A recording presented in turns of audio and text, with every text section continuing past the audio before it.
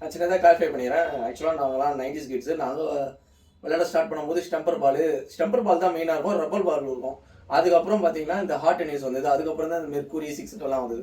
நாங்கள் விளையாடும் போதுலாம் இந்த மாதிரி பேட்ஸ் தான் வரும். எல்லாமே பார்த்தீங்கன்னா ஸ்டம்பர் பாலுக்கு இந்த மாதிரி பேட் தான் வரும். பேட்டு வெயிட்டெல்லாம் நாங்கள் பார்க்க மாட்டோம். எடுப்போம், விளையாடுவோம். பேட்டு பவராக இருக்கும், பல வருஷம் உழைக்கும்.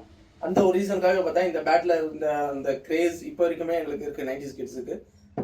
இந்த பேட்டோட அருமை தெரிஞ்சவங்களுக்கு வேற எந்த பேட்டுமே தேவையில்லை எனக்கு தெரிஞ்சு. ஏன்னா எல்லா வெயிட்டேஜஸுமே நம்ம கிட்ட இருக்கு.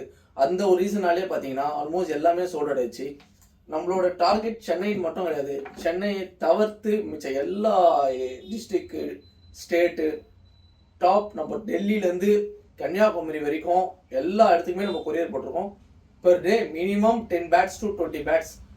கடையில் 10 பேட்ஸ் வந்து ஆல்ஃபா பேட்ஸ் வாங்கிட்டு போயிடுவாங்க. மினிமம் 10 பேட்ஸ் வச்சு கொரியர் போட்டுருவோம். நான் இப்போயே காமிக்கிறேன். நம்ம கன்னியாகுமரி டு டெல்லி எல்லா லொக்கேஷனுக்கும் ஏற்ற மாதிரி நம்ம டிஸ்ட்ரிக்ஸு ஸ்டேட்ஸு எல்லாத்துக்குமே ஏற்ற மாதிரி இன்றைக்கி கொரியர் போடுறது. இது ஆல்மோஸ்ட் 8 பேட்ஸு.